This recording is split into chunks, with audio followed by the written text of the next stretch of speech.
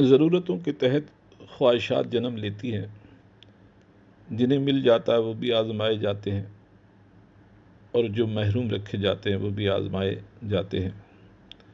مالک ہے، مختار ہے، کبھی دے کر آزماتا ہے، کبھی نہ دے کر، اور کبھی دے کر واپس لے کر بھی آزماتا ہے، اس لیے کہ وہ اختیار رکھتا ہے، اور اس اختیار میں ساری مخلوق اس کی مرضی کی محتاج ہے، اس کے فیصلے کی محتاج ہے۔ حضور سرور انبیاء صلی اللہ علیہ وسلم نے 3 ایسے ضرورت مندوں کا ذکر فرمایا جن کی خواہشات کو جاننے کے لیے اللہ نے فرشتے کو انسانی شکل میں بھیجا کہ ان سے پوچھو کہ ان کی کیا خواہش ہے۔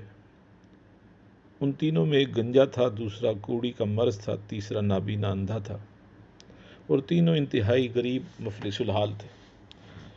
فرشتے نے گنجے سے پوچھا، تیری کیا خواہش ہے؟ اس نے کہا، بالوں سے محروم ہے، بال بھی مل جائے اور کچھ مال بھی مل جائے۔ فرشتے نے سر پر ہاتھ پھیرا تو بال آ گئے،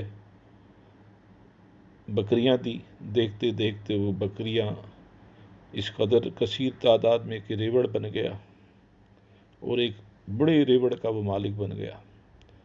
دوسرا کوڑی کا مرض والا اس سے پوچھا کہ تیری خواہش کیا ہے؟ کہنے لگا، بیماری سے شفا مل جائے اور کچھ اسباب حاصل ہو جائیں کہ زندگی سکون سے گزر جائے۔ فرشتے نے ہاتھ پھیرا، اسے شفا ہو گئی۔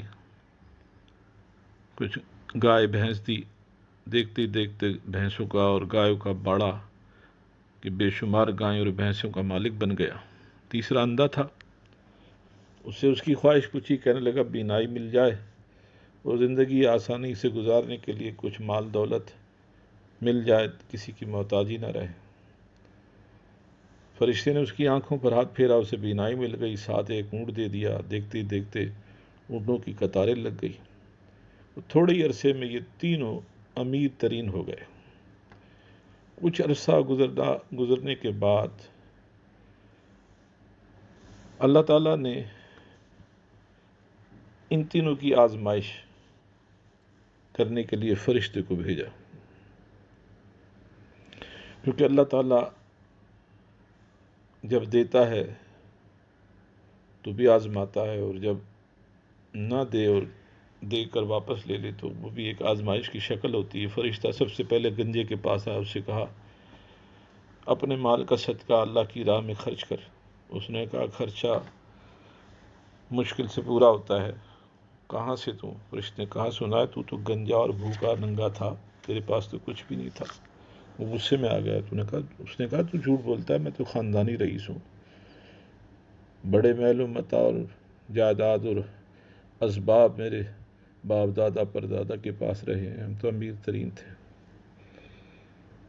تجھے کس پاگل نے کہا چل نکل یہاں سے، میں تجھے کچھ نہیں دے سکتا، چلا جا۔ میں نے کہا، اچھا، جو کچھ تو کہتا ہے ویسا ہی ہو جا۔ بس فرشتہ گیا، دیکھتے دیکھتے اس کے سر کے بال بھی اڑ گئے، آہستہ آہستہ مال بھی گیا، پھر اسی طرح کلاش کنگلا مفلس الحال بن گیا۔ حضور صلی اللہ علیہ وسلم فرماتے ہیں، فرشتہ دوسرا شخص جو کوڑی کا مرض تھا، بھکاری بھی تھا، اس کے پاس جا کر اس نے کہا کہ اللہ کی راہ میں کچھ اپنا مال خرچ کرے گا، کچھ اللہ کے نام پر دے گا۔ اس نے کہا، میرے حالات ہی بڑے خراب ہیں، بڑی مشکل سے گزارا ہوتا ہے، تجھے کیا معلوم میرا کیا حال ہے؟ فرشتے نے کہا، میں نے سنا ہے تو کوڑی کے مرض میں مبتلا تھا، کوئی تیرے قریب آ کر بیٹھتا نہیں تھا، بڑا غریب مفلس الحال تھا۔ اس نے کہا، تو بکواس کرتا ہے، میں تو جدی پشتی بڑا رئیس و امیر، خاندانی امیر ہوں، کب سے غریب ہوا؟ تو نے جھوٹ کہا، تجھے کسی نے غلط بتایا۔ فرشتے نے کہا، اچھا، جیسے تھا ویسے ہی ہو جا۔ بس فرشتہ گیا تو وہی بربادی، اور تمام بھینس گائے سب باڑا سب اجڑ گیا، اسی طرح فقیر کا فقیر ہو گیا۔ حضور فرماتے ہیں صلی اللہ علیہ وسلم کہ وہ پھر اندھے کے پاس گیا، اللہ کے نام پر کچھ دے۔ اس اندھے نے جواب دیا کہ کیا کہا تو نے؟ دوبارہ کہہ۔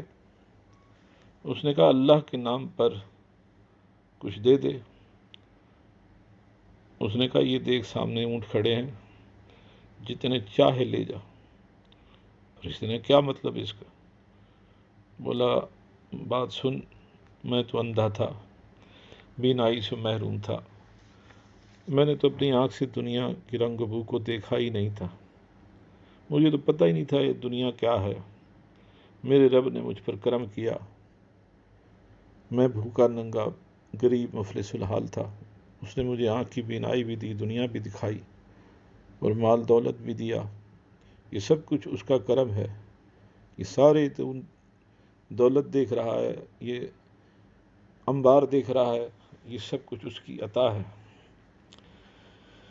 سائل نے کہا یہ اونٹ بھی تیرے ہے، یہ مال دولت بھی تیری، جو عزت اللہ نے دیا وہ بھی تیری، میں کچھ لینے نہیں آیا تھا، میں تو تجھے آزمانے آیا تھا،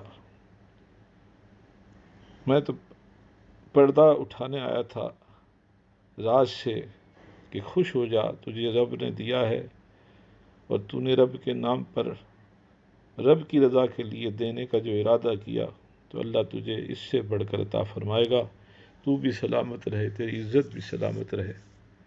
حضرات،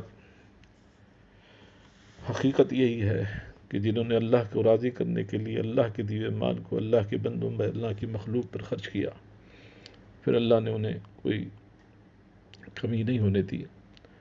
آج کل ہم میں سے اکثریت کا حال یہ ہے کہ ہم اکثر اپنے ماضی کو بھول جاتے ہیں، گزرا ہوا زمانہ بھول جاتے ہیں، نہ جانے کہاں سے دولت کمائیے، کہاں سے اتنے اسباب اور کاروبار اور بزنس، اللہ جانتا ہے، مگر اللہ پردے رکھتا ہے، وہ ستار العیوب ہے، ہر ایک کا پردہ رکھتا ہے۔ لوگ اس کے کرم کو اپنا کمال سمجھ کر بھول بیٹھتے ہیں اور اس مال و اسباب کو اپنی کمائی سمجھ بیٹھتے ہیں۔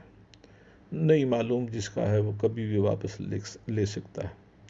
اور پھر لوگوں کی ایک عادت ہے کہ وہ دوسروں کو خوش کرنے کے لیے، انہیں ان سے داد و تحسین حاصل کرنے کی، اپنی ناموری کے لیے بڑے بڑے چندوں کا اعلان کرواتے، لیکن کسی غریب صحیح حقدار کو اسے پہنچانے کی جرت اور جسارت نہیں کرتے۔ لوگوں میں اکثر دیکھا ہے کہ وہ دوسروں کو راضی کرنے اور دوسروں کو خوش رکھنے کے لیے کیا کیا طریقہ بناتے ہیں، لیکن سچ یہی ہے اور حقیقت یہی ہے کہ ہم ساری زندگی بھی کوشش کریں تو ہم لوگوں کو خوش تمام کو نہیں کر سکتے، کچھ خوش ہوں گے، کچھ ناراض ہوں گے۔ ہاں، ایک اللہ کو اگر راضی کر لو تو پھر وہ اللہ سب سے راضی کروا دیتا، ہر ایک کے دل میں اس کی عزت اور محبت ڈال دیتا ہے۔